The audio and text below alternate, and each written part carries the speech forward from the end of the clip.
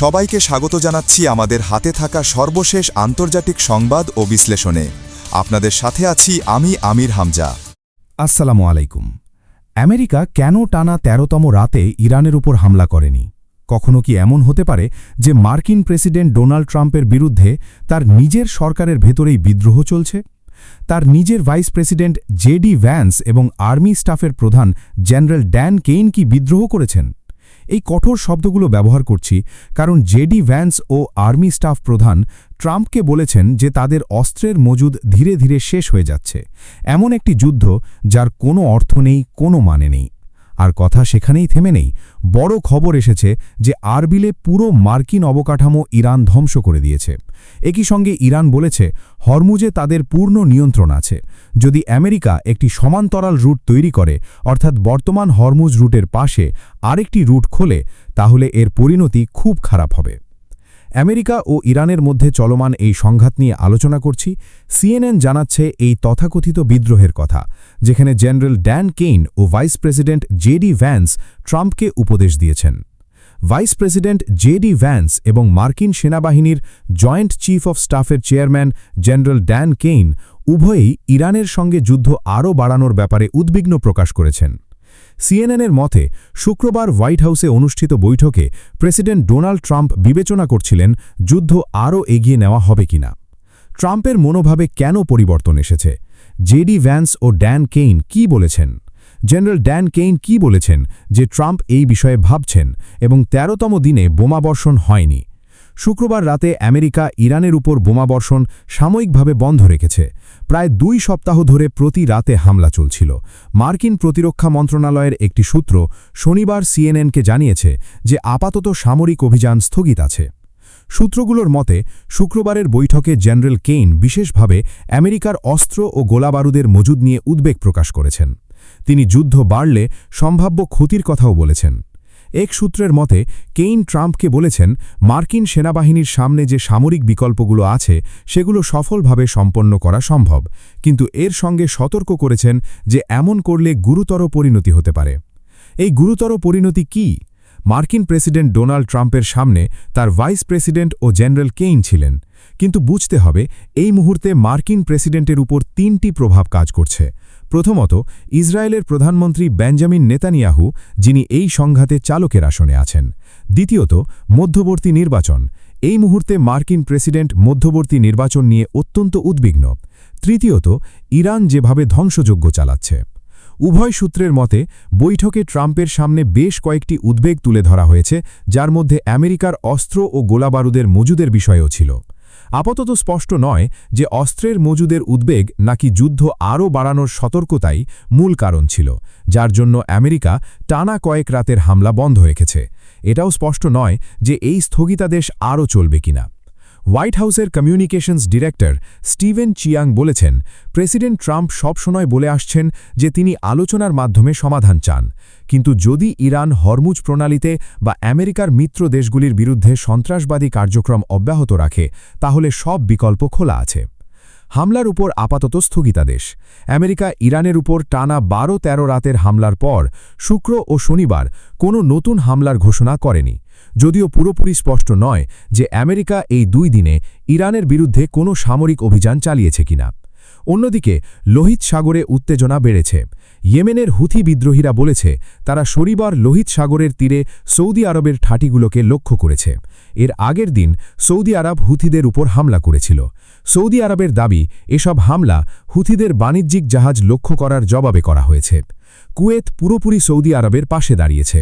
যদি এভাবে পরিস্থিতি বাড়তে থাকে, তাহলে মধ্যপ্রাচ্যের এই অঞ্চলে একটি বড় আঞ্চলিক যুদ্ধ শুরু হতে পারে।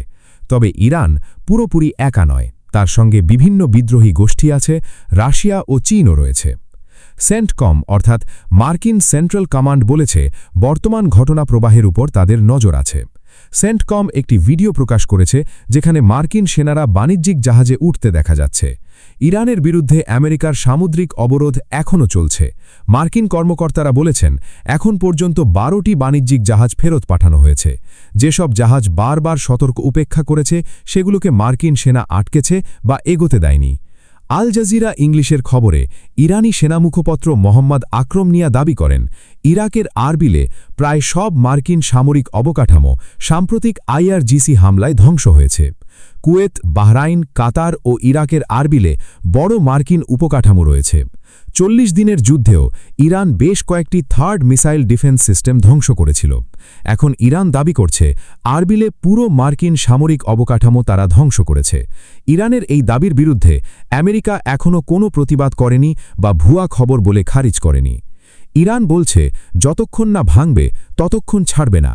ইরানের সুপ্রিম ন্যাশনাল সিকিউরিটি কাউন্সিলের সেক্রেটারি মোহাম্মদ বাকির জোলকাদ্দার বেছেন, শত্রু সম্পূর্ণরূপে আত্মসমর্পণ না করা পর্যন্ত হামলা চলবে।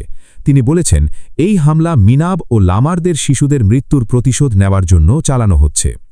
শনিবারের একটি বার্তায় তিনি বলেছেন, এলাকায় ওঠা ধোঁয়ার প্রতিটি মেঘ ইঙ্গিত দিচ্ছে যে আমেরিকার কোনো সামরিক নিরাপত্তা বা আর্থিক ঠাঁটি লক্ষ্য করা যেতে পারে।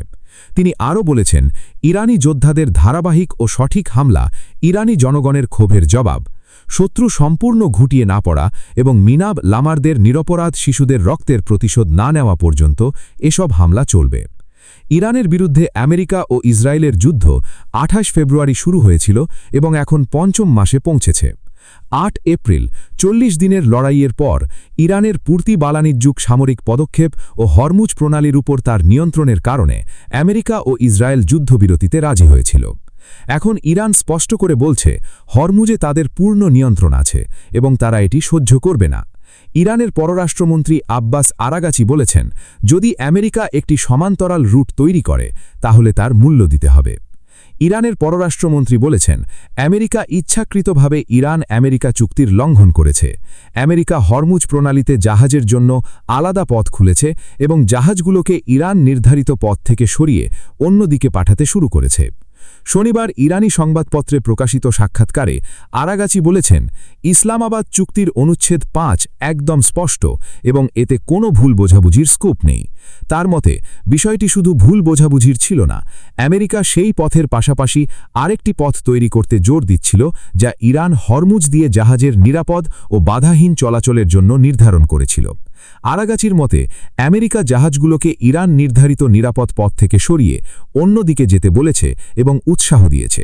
তিনি বলেছেন, অনুচ্ছেদ ৫-এ স্পষ্ট লেখা আছে, ইরান ১ মাসের মধ্যে হরমুজ বাণিজ্য পুনরায় চালু করবে।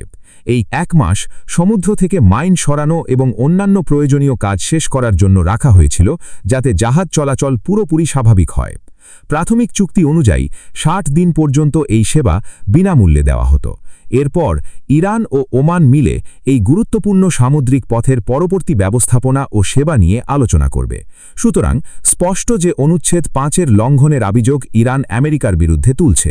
একই সঙ্গে ইরান প্রশ্ন করছে, ইতিমধ্যে যুদ্ধবিরতি থাকা সত্ত্বেও কেন টানা ১২-১৩ রাত হামলা করা হয়েছে। অন্যদিকে ইউক্রেন একটি হামলা করেছে, যা নিয়ে ইরান তীব্র আপত্তি জানিয়েছে। ক্যাসপিয়ান সাগরে ইউক্রেনের বোমাবর্ষণে ইরানি জাহাজ লক্ষ্য করা হয়েছে, এতে অন্তত ১ নাবিক নিহত এবং ১ জন আহত হয়েছেন।